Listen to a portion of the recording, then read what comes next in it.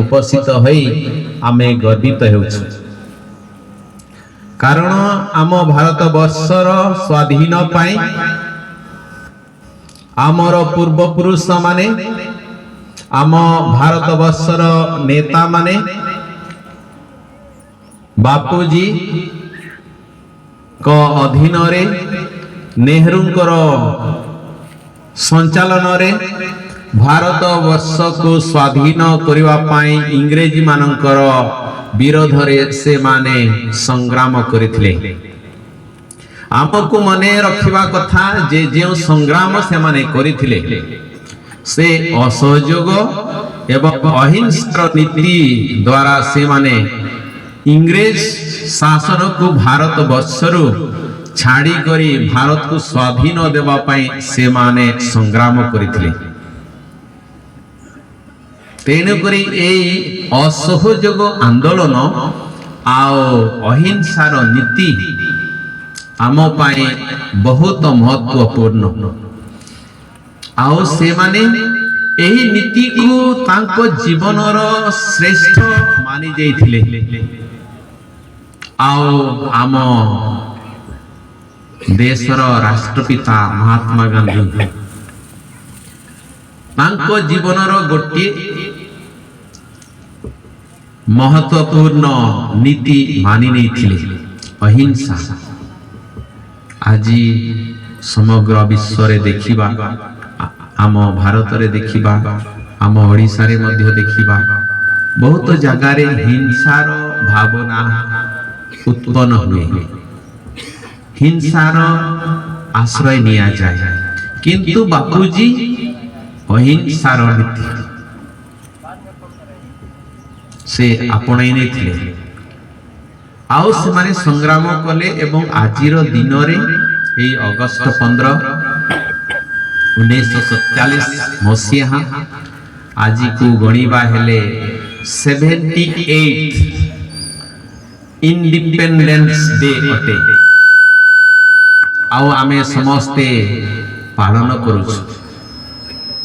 मु समस्त गुरुमंडली उपस्थित समस्त भारत वर्षर पवित्र जनता आमर विद्यार्थी छुआ मानकु यह सूचित करबा को चाहे कि आमर पवित्र भारत वर्षर भूमि एते पवित्र एते महान कि समस्ते बापूजींकर राष्ट्रपितांकर सहित नेहरूंकर सहित डॉक्टर भीमराव अंबेडकर सहित आओ अन्य संग्रामी नेता मान सहित मिसी करी से माने ए भारत वर्ष को स्वाधीन करने पाई लड़ाई करथिले। आज आमे से मानकु शत शत नमन करुछु, प्रणाम करुछु कि एई परी भारत वर्षर से माने संग्राम करिले।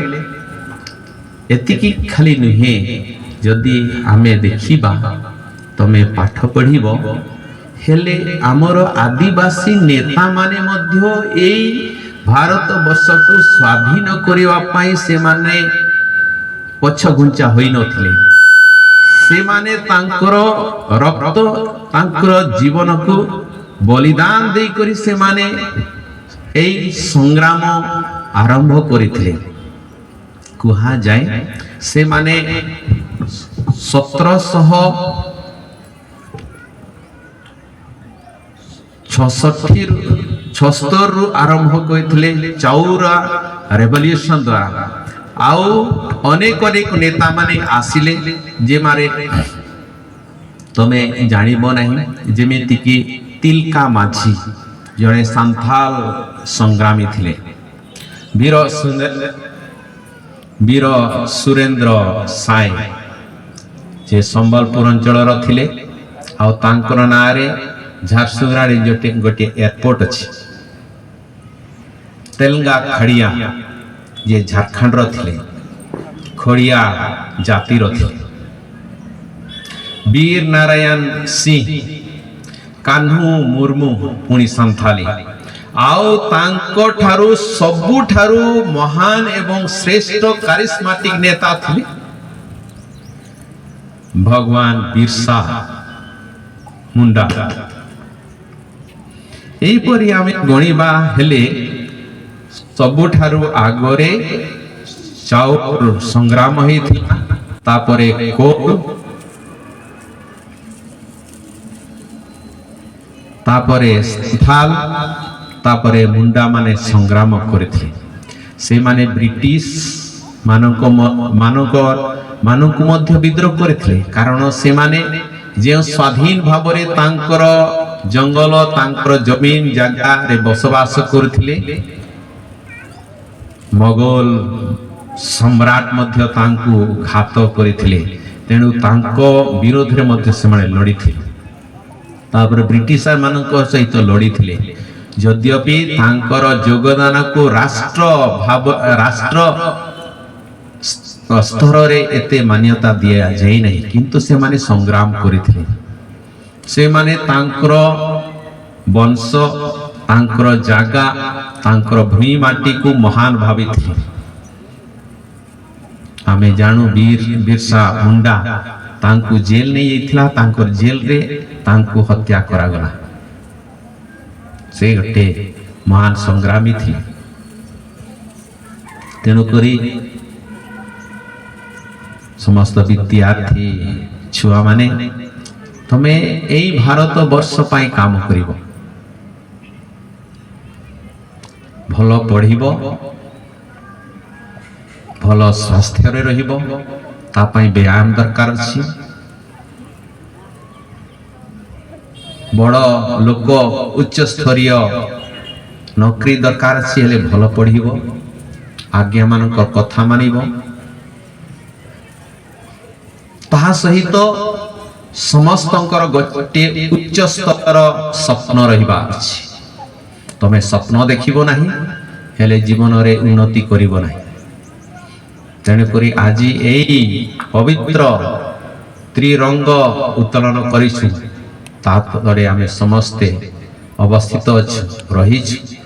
ଆଉ ତେଣୁକରି ସମସ୍ତେ ବିଦ୍ୟାର୍ଥୀ ମାନେ ସଂକଳ୍ପ ନେବାର କଥା କି ମୁଁ ଏଇ ଭାରତ ବର୍ଷର ଜଣେ ମହାନ